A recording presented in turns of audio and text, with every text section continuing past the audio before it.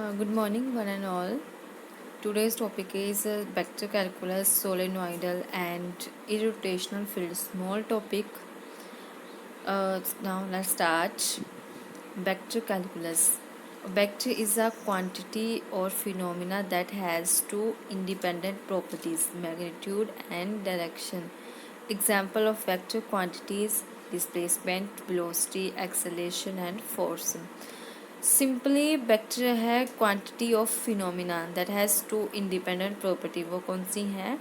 Magnitude and direction. Vector calculus uses applies and extend the method of differential and integral calculus to vector and vector valued functions. The dot product, cross product, scalar multiplication, gradient, divergence, curl direction derivative, Stokes theorem, Green theorem, the divergence theorem, and other mathematical concepts and notation related to vector and studying within the framework of vector calculus. History of vector calculus.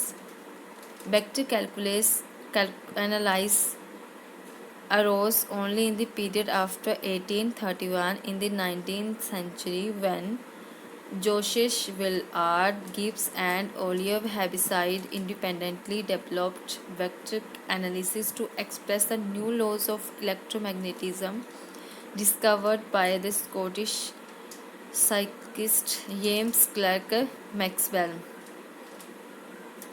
Now, three earlier developments observe attention as leading up to it. These three developments are the discovery and geometrical representation of complex numbers, Levin's search for geometry of position, the idea of parallelogram of forces or velocities.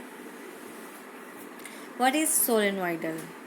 A vector function f is set to solenoidal or divergence free. That means divergence f is equal to 0. Simply जब आप लोग divergence निकालते हो किसी भी function का, वो equals to 0 आए तो वो आपके पास है solenoidal.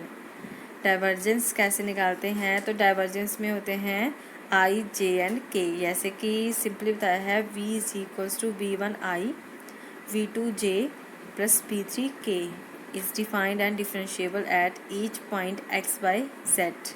The divergence of v is defined as divergence v is equals to del dot b.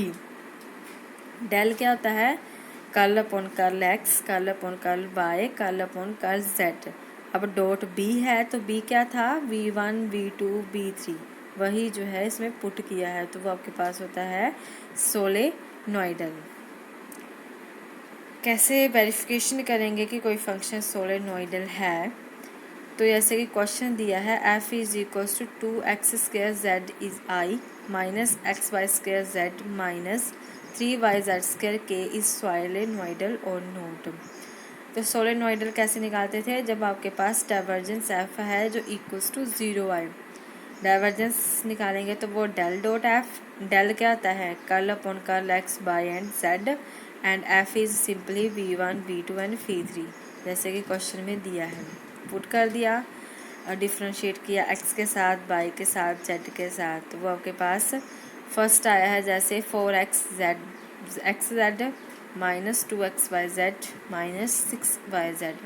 तो ये क्या है? Not equals to 0. If function is not equals to 0, it means this is not a solenoidal. If it is equal to 0, then it is solenoidal. Next is irrotational. A vector function f is said to be irrotational on curl free if curl f is equals to 0. There are two differences between solenoidal and irrotational. In case of irrotational,